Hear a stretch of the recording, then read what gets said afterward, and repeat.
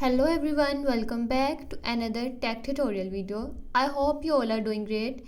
In today's video, I'm going to show you how to fix the Persona 5 role. Not responding issue on your PC or laptop. If your game keep freezing, crashing or getting stuck on the loading screen, then this video help you solve the problem easily.